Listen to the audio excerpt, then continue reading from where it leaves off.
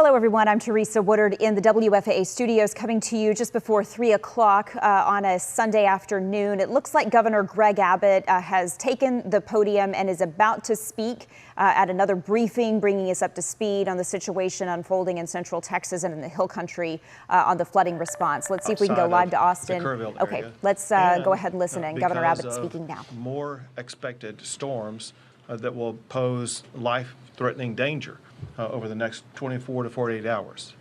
I want to emphasize, however, even though we now are broadening the area that we're focused on, we are not at all reducing our focus on Kerrville. They remain a key focus in so many different ways. We continue 24/7 operations to search for anybody who was affected by that deadly storm. We still have our Department of Public Safety assets, the National Guard, Texas Task Force 1 and 2, and game wardens, all fully engaged in responding to the disaster in Kerrville. We also intensify our focus on the families affected by this. They're going through horrific events that have turned their lives upside down. We're working to aid them, assist them with regard to counseling, grief, all kinds of things we can do to assist those families. One of the most important things that we can do is to address their greatest concern, and that is there are so many families that are still waiting to learn about their loved one. And we are working 24/7 to get the information that will be able to answer their question. What I can tell you is several things. I had the opportunity yesterday to visit Camp Mystic and get to see firsthand what happened there, as well as all the way downstream after that. And it was nothing short of horrific to see what those young children went through. And we will remain 100% dedicated, searching for every single one of the children who were at Camp Mystic, as well as anybody else in the entire riverbed, to make sure that they're going to be recovered. We know that parents and families, they want information, they want closure, and we want them to know that we are working as swiftly as possible to get them accurate information that will provide that closure. I do want to thank the local officials, city and county and otherwise, who also are working around the clock to make sure they are addressing those concerns. The information I'm going to give you is as of this current moment in time, knowing that this information will constantly change throughout the remainder of today as well as in the coming days. In Kerrville and Kerr County, there are 59 confirmed deceased. There's still 11 missing from Camp Mystic. Separate from there, in the Central Texas area, there are confirmed 10 deceased. And across the state, in all the areas affected by flooding, there are 41 known missing. It's important to emphasize this, especially in the Kerrville area. There were so many people who were just camping out, not children in camps, but adults camping out near the river, people in RVs and things like that. There are people who are missing who are not on the known confirmed missing because we don't yet know who they are. We will maintain our ongoing search throughout the entire river system to find anybody who may be missing. One thing that could help this is if you are a relative or friend of someone that you think was in Kerrville or Kerr County that you think is missing, please contact the local officials in Kerr County and let them know that you have the name, identification, and other information about a person who is suspected to be missing. If, however, you don't have confirmed information about that and you're making phone calls, you are slowing down the process of the first responders being able to respond to those who are clearly identified as missing. If you're doing that, you're interrupting official business, and that could be potentially illegal. Call only if you have specific information. While we continue the search process in Kerr County. We are now also beginning the process of responding to the disaster that took place. Includes things like debris removal.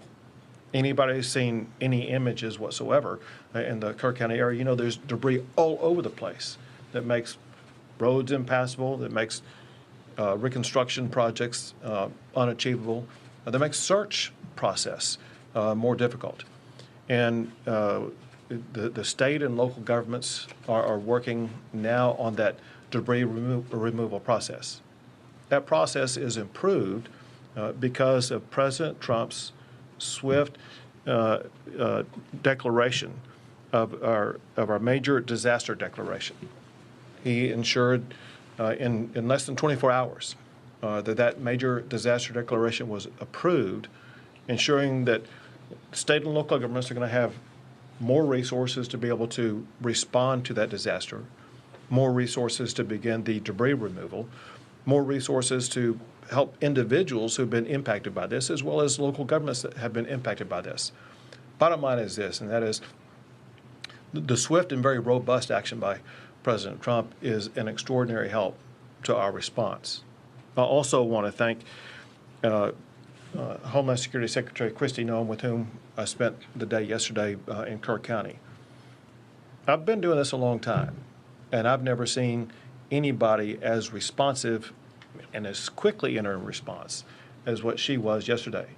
She didn't wait to get back to us. She was able to, in a matter of minutes, get answers to very important demands. And on behalf of the state of Texas, we cannot thank her or the Trump administration enough.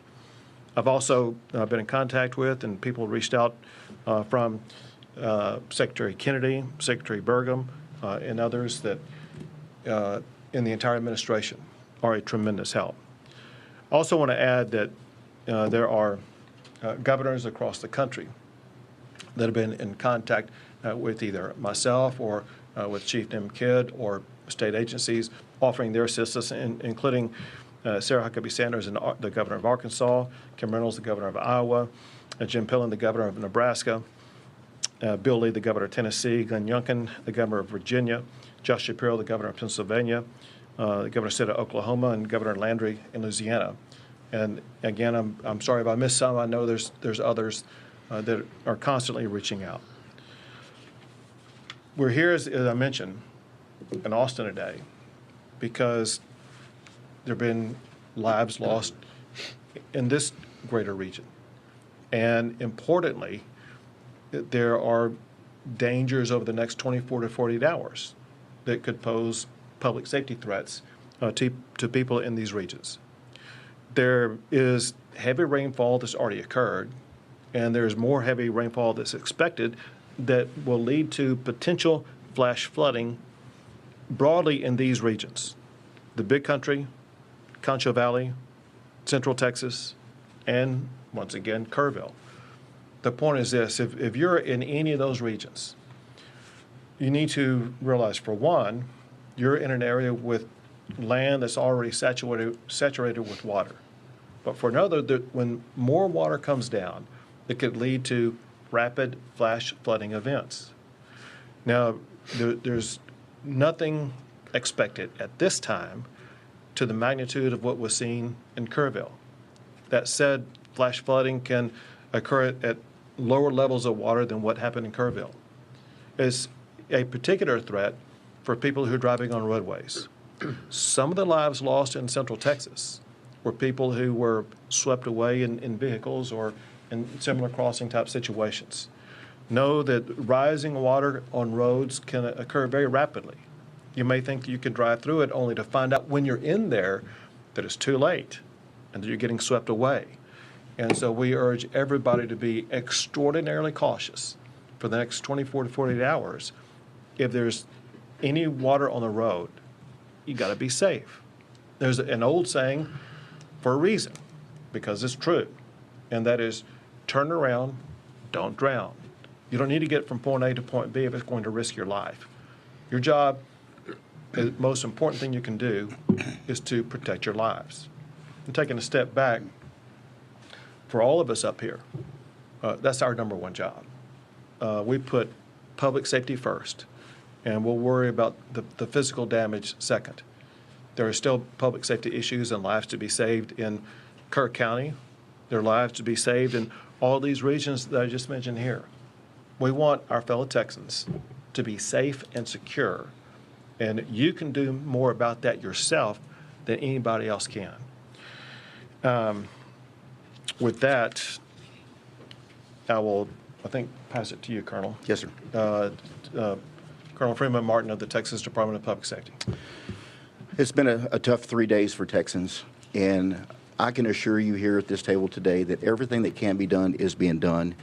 Currently, we have operations going on in several different counties. Williamson County had 3 people missing. They recovered 1, 2 are still missing. Ongoing searching. Burnett County is missing, 2 people missing. The fire chief and a 17-year-old female. The Department of Public Safety is offering any and every resource that we have to help with those searches, whether it be boat teams, rescue, divers, helicopters, drone operators, drones. So there's a lot of work being done. The governor's very accurate. The ground is saturated, so now a little bit of rainfall and watershed can cause issues. Williamson County is well aware of that. The ground was saturated. They knew that it had issues, and they evacuated neighborhoods, which saved lives. All that being done, they still have 3 that were washed away. I'll touch on Kerr County. We have about 230 DPS personnel assigned to Kerr County, and everybody thinks about search and rescue and what we're doing. There's a lot of stuff going on.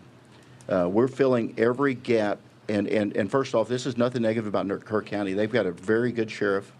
Their fire chief is exceptional. Their police chief is exceptional. Everybody's working together.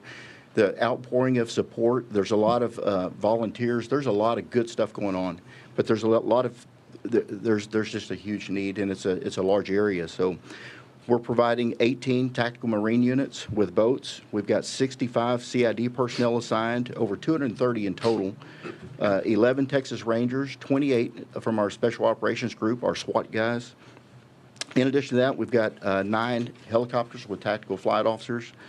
We're providing cell towers and trying to solve the issues with the radio communications and their cell phone communications. We've provided communications operators to embed with them to handle 911 calls and handle calls with concerned family members.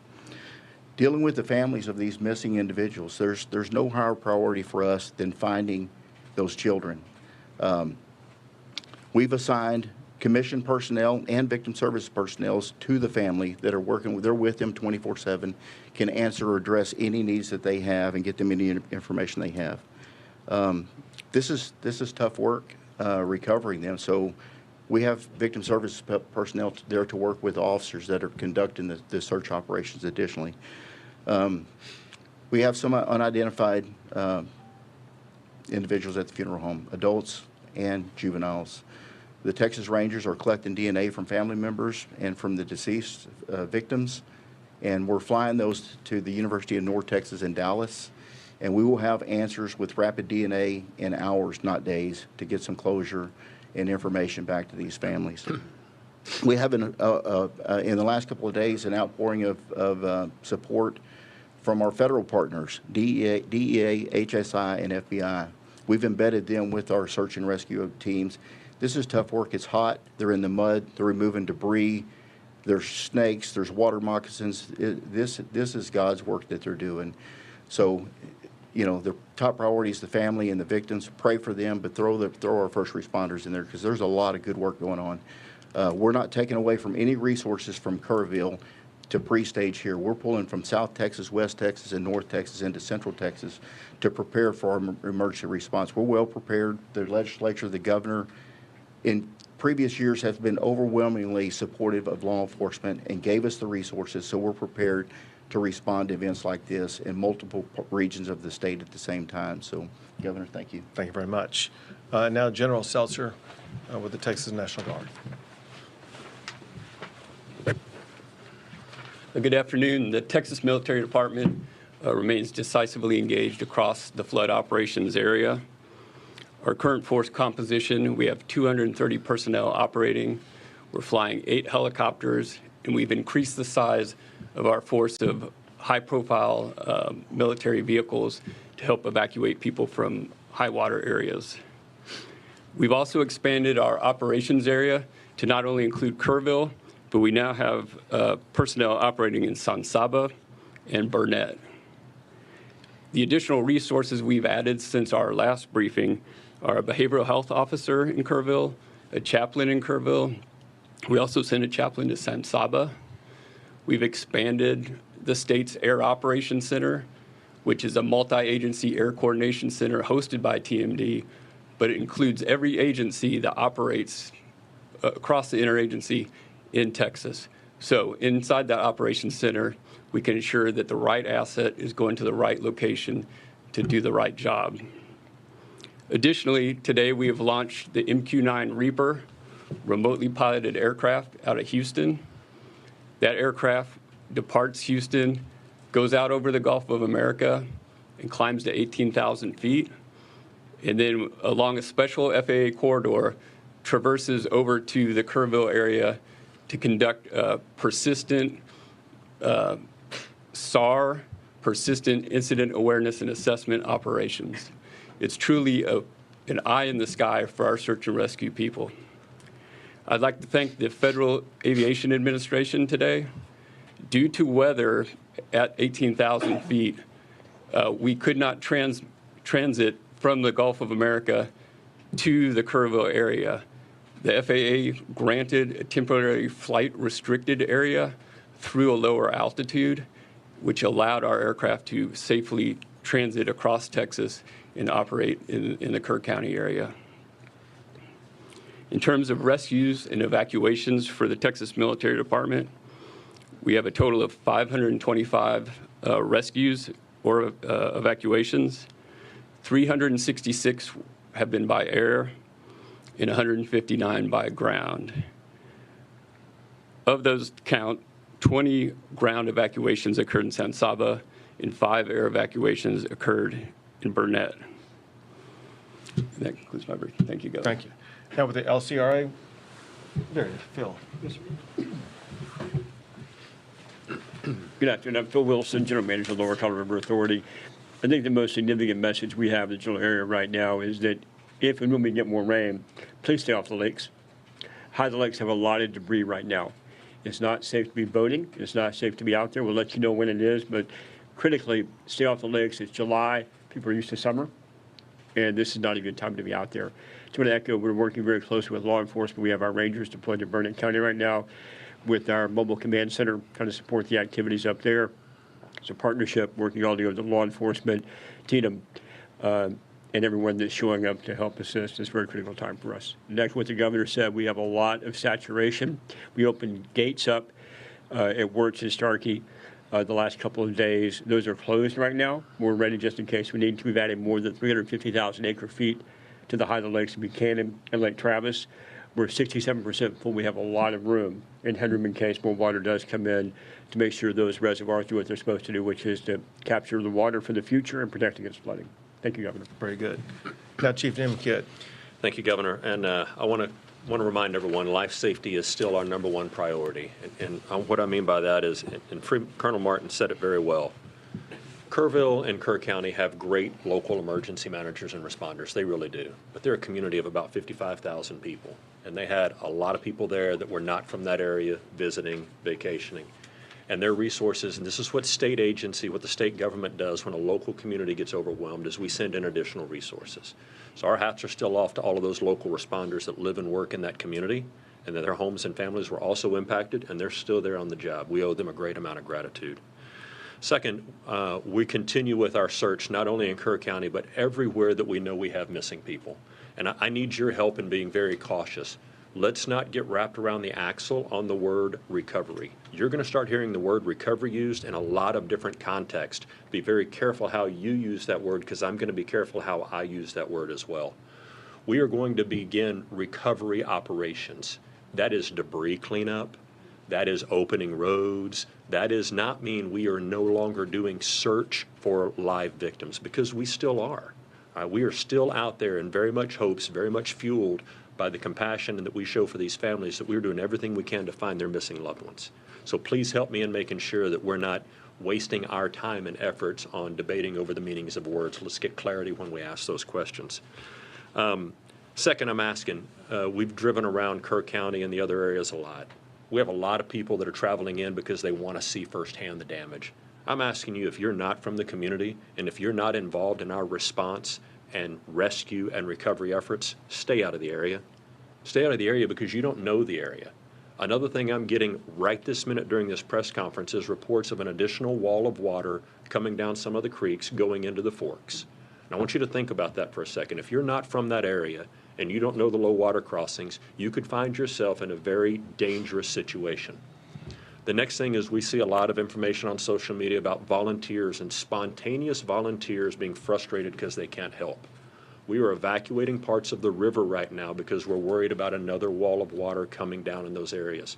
If you're a volunteer there that you're not checked into our operations, we have no way of accounting for you right now. There is a process that we use to get volunteers into the response, and I'm asking for your help and to get that message out. It's not that we think we don't need any help. It's that we want to make sure everyone helping is doing the job that we need, where we need it, and when we need it, and we have the ability to communicate with them. And then finally, I want to talk a little bit about the word recovery as it relates to the President's disaster declaration. We are very excited to begin those recovery operations with our federal partners who have been here with us in the Emergency Operations Center since last Thursday, since before all of the actual flooding and disaster started. And we're going to work very close with those partners to help our local communities and our families that are impacted by this recover from this disaster as fast as possible. Thank you, Governor. Thank you. We'll take a few questions. Go ahead. Isabel, I know that you mentioned 10 deaths in Central Texas. Is there any way you could give us a breakdown of the cities? We sure can. Chief Kidd has it. So we're showing reaffirmed 3 in Burnett County, 1 in Tom Green County, 5 in Travis County, and 1 in Williamson County. And again, those numbers are a few hours old. Those numbers could go up, but that's what we had as the time preparing for this briefing. You said Tom, what county? Tom Green. Tom Green? Tom Green. Yes, ma'am. San Angelo area. Thank You just said something about a wall of water that you're just now getting reports about. Can you talk more about that and what you're seeing there? Yeah, I'll share some of it. So I apologize for looking at my phone during the press conference, but this is the live updates that we're getting right now from the field. Is there are unconfirmed at this point reports of additional water coming in. And as the governor mentioned, there's rain still falling on the area. It's not going to take the same amount of rain that caused this damage to make the current water levels rise up, right? Because the ground is already saturated. So any rain that falls can be perceived as life-threatening rain. And so if you're in a low-lying area, we need you to move yourself out of that low-lying area. We've got DPS aircraft that are flying up to try to find this wall of water right now, and the people in the reported areas, again, unconfirmed, that are on our communication systems, we're asking them to get out of the water and out of the way so that we don't wind up having to do additional rescues. Governor Go ahead. Alabella, CBS Austin, you had mentioned that there are dozens of Central Texans missing. Local resources can't continue searching in the dark of the night. Does this federal disaster declaration mean that we have federal resources to continue searching when it's pitch black? Sure. Well, first of all, on the federal disaster declaration, it applies right now to Kerr County. Let me go back. Let me see the total, my disaster declaration counties. So let me walk you through this. So I made an original state disaster declaration, and then I amended it to add more counties. Let me first go back over those counties, then I'll explain to you what's going on. Under the state disaster declaration includes the following counties: Bandera, Bear, Burnett, Caldwell, Koch, Comal, Concho, Gillespie, Guadalupe, Kendall, Kerr, Kimball, Llano, Mason, McCullough, Menard, Reeves, San Saba, Tom Green, Travis, and Williamson. That means that because of that the state is providing additional resources for those counties and state-based assistance. On the federal disaster declaration, for the time being, that includes only Kerr County. And they are waiting to see the magnitude of what happens in other counties before they may potentially expand the federal disaster declaration to include other counties. So for now, local resources have to stop search and rescue efforts when they fall. That's not accurate. No. We have drones and helicopters that have thermal and night vision and FLIR where they can search at night. Our special operations groups have that. And, you know, at the law enforcement level, we don't really wait for a federal declaration. The feds come. They're there, they're helping. They offer assets and resources. You know, this helps with funding and additional resources and bringing in from out of state. But our local federal partners, they're very involved. So we've, yeah, of course, we're a lot more productive during the day, but we search at night, and we're seeing some really good results, which is good. But the bad news is you will see the death toll rise today and tomorrow. One other thing to add to that is the U.S. Coast Guard, part of the federal government, was here working long before the declaration was granted based on our partnership and relationship. So we still have Coast Guard assets here, and they will operate at night as well. Thank you for the question. Go ahead. Bayless Wagner, also American Statesman. Could you talk a little bit more about the warnings that local officials got, the way that the state and the federal government communicated with local officials, and whether you believe that these deaths were preventable? So there were multiple steps taken by the state that I'll let Chief Kidd talk about, but the state began setting up operations in preparation for what could happen in Kerr County. It happened in the early morning hours of the 4th, which is Friday, and the state had pre-positioned assets and resources in and around that area beginning on Wednesday before the storm on Friday. As we learned more on Thursday, more assets were provided in various regions. We knew, based upon predicted weather, certain regions where the rain may fall. There was an inability to know precisely where that rain was going to fall and how much was going to fall where it did fall. And as far as what the locals may have done, Chief Kidd may know more than I, but I would leave it up to them to let you know. And listen, thank you for the question. We need to spend a lot of time trying to answer this question because from a technical perspective, there are multiple warning systems that are out there. And all of us can choose to sign up for warning systems in certain areas depending on the local government that we're in and the way that their system works. There's a lot of talk about a program called WIA, the Wireless Emergency Alert, and IPAWS, the Integrated Public Alert and Warning System, and how they work or sometimes don't work. And then you have areas where there is no cell phone coverage. And if there's no cell phone coverage, it doesn't matter how many alert systems you sign up for, you're not going to get that. And then there's the NOAA weather radios from the National Weather Service. I'll ask you, how many of you have a NOAA weather radio by your bed at home? And so there can be all kinds of alert systems that are sent, and we know that some were sent, some general messaging was sent early, some urgent warnings were sent at various times, but just sending the message is not the same as receiving the message, having a plan to do something when you receive the message, and then the ability to implement that plan. And so I really would love to have a separate conversation with all of you about how we can continue to get the message to the public about what they need to do when they get a message, what they should do when that message is received, and how they communicate that back to their loved ones and family members. Let me add this also. I don't know if you guys saw this, but the city manager for Kerrville explained that on the morning of the 4th, he was out jogging at about 3:30 in the morning, and it just then began to rain a little bit. He got home and saw that it rained a little bit more, and he saw after that the torrent of water that was coming down the river. And the point that he made was that by the moment of time when they knew the magnitude of the water, it's a difficult decision whether or not to begin evacuating people or not, because if you have a warning telling everybody to evacuate, you could actually lead them to their death. We know that some deaths in Kerrville were people who died who got swept away who were trying to evacuate. And so local officials know the best about the terrain, about the danger spots and things like that, about who might be able to evacuate, those that would just be getting into a more dangerous situation. You talked in what you just said kind of about expertise and about just knowing the area, and that extends also to the National Weather Service folks who are in those offices and have years and years of experience. There are currently 6 vacancies in the local National Weather Service office that cover Kerr County. What is your perspective on how that could have impacted the warnings that you all were able to get and how accurate the information you all were able to get? So I know nothing about the staffing. What I do know is what they put out. And it's my understanding that what they put out was kind of the information that the state was operating off of, and that is that there were alerts or warnings about heavy rain, potential for flash flooding in certain areas. A problem with that is that to most people in the area, flash flooding would mean one thing, not what it turned out to be, because they deal with flash floods all the time. Just like I put people on notice in these regions of Texas right now. There's the potential for flash flooding, but there's no expectation of a water wall of almost 30 feet high.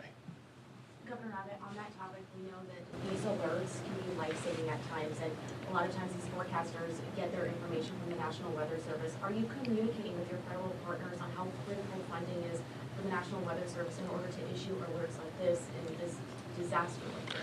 It's one of the things that we spoke about when Secretary Noem was in, and this is part of ongoing conversations.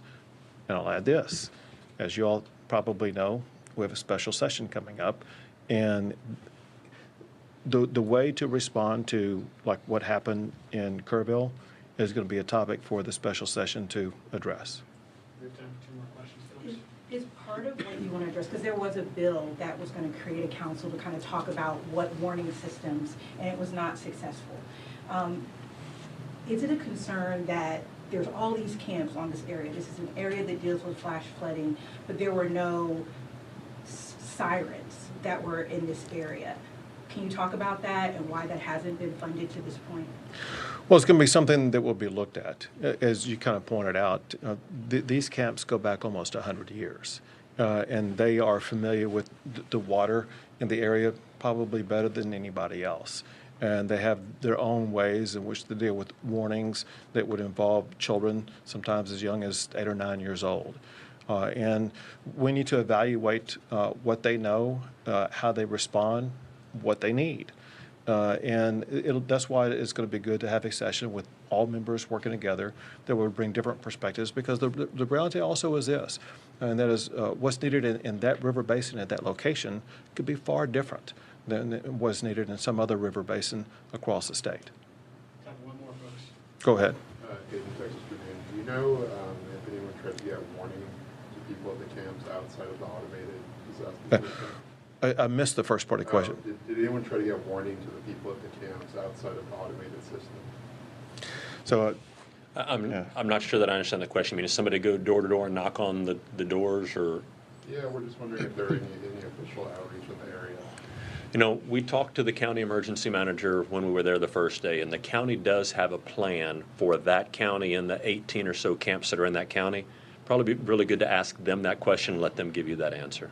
It's a good question. Thank you. Thank you, everyone. thank you all.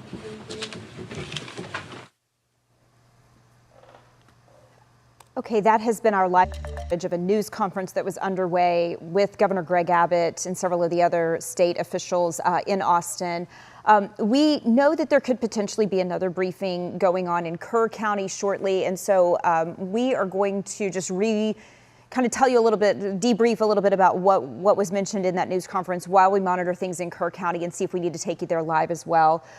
One important point is that they are watching right now more heavy rain that is expected to fall in that same region, the central Texas region, Kerrville, unfortunately, the Hill Country. Nothing to the same magnitude. However, you just heard from Nim Kidd, the chief of the Texas Division of Emergency Management, saying that DPS aircraft are over the river right now, the Guadalupe River, trying to check out reports of an additional, what he called a wall of water. So they are now communicating with people who are in the North Fork area of the Guadalupe River down there in the Kerrville area to try to get to higher ground. Again, he did say that is all unconfirmed, but clearly I actually was just texting with someone who is in that region, and she was telling me that they are receiving those alerts on their phones and that they are heeding those warnings and are moving to higher ground. I know also Congressman Chip Roy, who is in that region, he posted a picture a little bit ago on social media of an alert, a picture of an alert that he received on his cell phone. Okay, we were able to pull that up. So this is what Congressman Chip Roy says or at least it's an image of either he received it on his phone or someone sent it to him, but this is the emergency alert, and you can see there, high confidence of river flooding at North Fork of River, move to higher ground. So I just want to emphasize that Chief Nimkit is saying this is unconfirmed right now, but the DPS helicopters and aircraft are over the river checking for that, and they are communicating with people who are in that area, trying to get them to move to higher ground just to avoid a repeat of what happened. So that's sort of what felt like the most urgent information from that news conference. But let's regroup and tell you some of the other highlights. Just terrible numbers that are continue to come out from Kerr County. 59 confirmed deaths from that county alone. They say they still have 11 girls who are missing from Camp Mystic. Now, in the larger Central Texas area, this was from a round of flooding. The Kerr County occurred Friday morning, early Friday morning, July 4th. In Central Texas, flooding occurred there on Saturday morning, July 5th, and they now have 10 people who are confirmed to have died there. Some were swept away in their vehicles. Broadly across the whole region, across the entire state, there are still 41 people who are missing in this flooding. So this is catastrophic, and we are already looking at just horrific death tolls, but it could continue to go up. So a few other highlights from the news conference that we just saw. We talked about the fact that more rain is potentially coming. We talked about DPS aircraft tracking that. But one of the other things that was repeated several times, they are aware, and we are aware, of course, of efforts. Everybody wants to help. But right now they are asking you to please not just spontaneously volunteer and go down to this region. I think they are asking for people to pray, donate money, donate things that could, immediately be put to use in that area, but don't go down there. They're saying that can create a lot of problems. They're already seeing just too many people in a very precarious situation as they are continuing to try to perform recovery operations. And in their words, they're still believing that they can rescue people who have been stranded. So when they use the word recovery, they were trying to say, that could mean debris recovery, that could mean cleanup. It doesn't necessarily mean that they have shifted away from the efforts to rescue anybody who may still be alive in that flood zone. And that they're really trying to parse words there. So again, just to recap a little bit about the numbers that we know right now. 59 confirmed deaths in Kerr County alone. 11 little girls still missing from Camp Mystic. I know there's one camp counselor as well. 10 people who are confirmed dead in Central Texas. And then broadly across the state, there are still 41 missing people. We have talked during our newscast here on WFAA with meteorologist Jesse Hawila about how quickly all of this changed, about some of the alerts that came out, and you heard several questions in that news conference. I think there are a lot of reporters who are trying to get at this because we know that there are a lot of people in the region and across the state who want to know how evacuations didn't happen when we knew that there was the potential for flash flooding in that region. So you can hear the reporters asking a lot of questions like that, and you can tell that there's just not a lot of good, strong answers from the officials at this moment. It might be that they just haven't had a chance to do their after-action report. They haven't had a chance to go back and think through everything they did and when they did it. Or it might be that they just don't want to answer those questions. Rest assured, we're going to keep asking them. Rest assured that we will continue to try to get to the bottom of who knew what, when, and did they act on it properly, and exactly what was going on. So, okay, I don't think we have any update from, I can see out of the corner of my eye a live picture of the Kerr County briefing. It looks like nobody is speaking right now. It's just sort of we're preparing for it. So it was supposed to start at 3, I'm being told. So let's see. I guess we could, Misaki, what do you think we should do? Should we step away and monitor things? Okay. All right. Okay, we are going to step away. We're going to continue monitoring whether Kerr County begins its briefing. If they do, we'll bring it to you here But this has been live coverage on WFAA+. We appreciate it, everybody. Stay with us. We'll break in again if we need to. Otherwise, we will see you again on WFAA News at 5:30.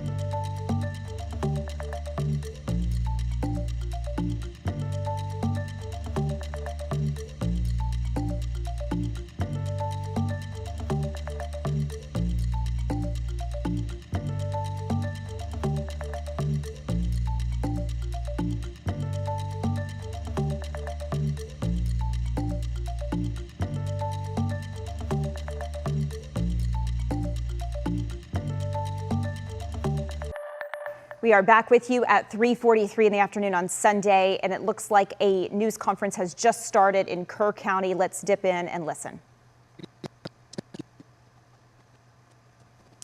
And that seems to be okay, we may be having some connection difficulties. Let's keep working through this. We are checking. We have checked one. We're in the process of checking the other one. What we know on the flood warning on 1340, FM 1340, that is inaccurate. There is no water coming down 1340. We have confirmed that.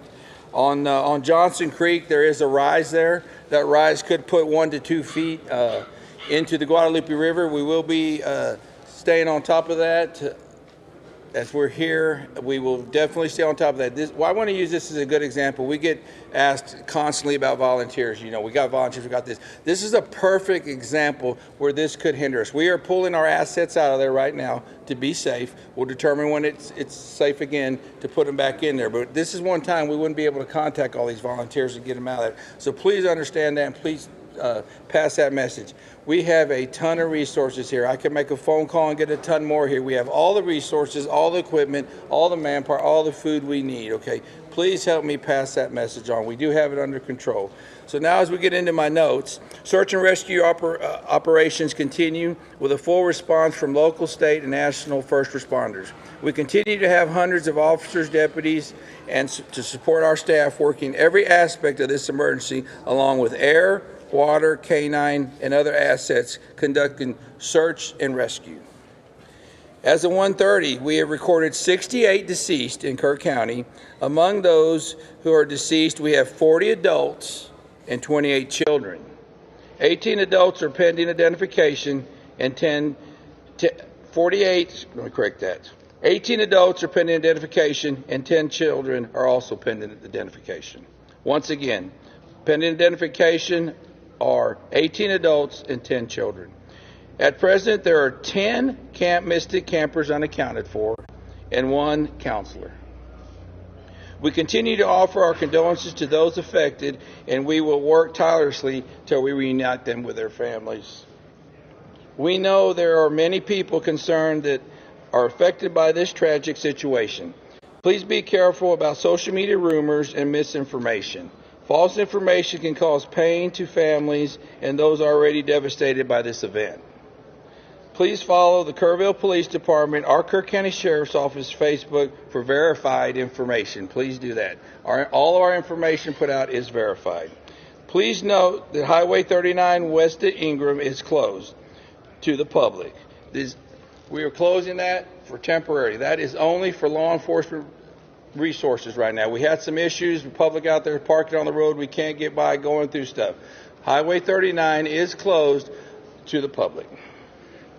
Our missing phone call center is open to those reporting missing loved ones. The phone number for that is 830-258-1111. That's the same number we've had, 830-258-1111. At this time, I'm going to turn it over to Dalton Rice.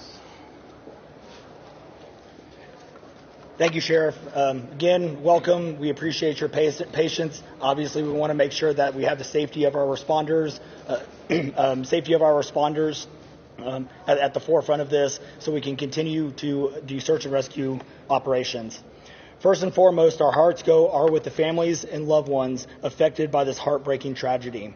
Our entire focus at this time is on the search and reunification efforts for those remained unaccounted for. That is where our energy, our resources, and our attention are directed.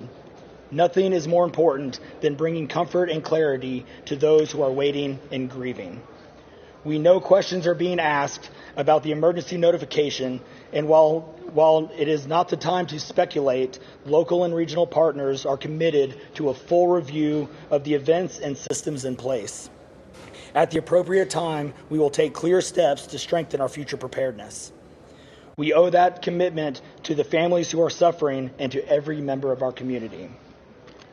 We know many in our community are beginning the cleanup process and figuring out what's needed, whether it's clothes, toothbrushes, other essentials, or cleaning supplies.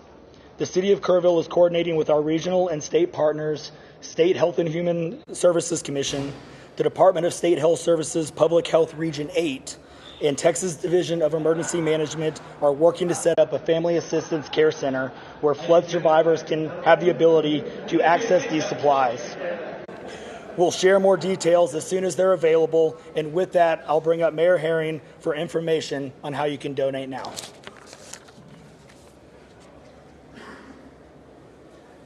Thank you for being here. I'm Joe Herring, Jr., Mayor of the City of Kerrville. Our work continues. Trained experts and professionals from the City of Kerrville, from Kerr County, from state agencies and federal agencies are all working together with one goal. That is to find, to rescue those in peril and find those who are missing. I repeat what I said this morning. Even though different groups and different agencies are involved in the Emergency Operations Center, we are all working as one team.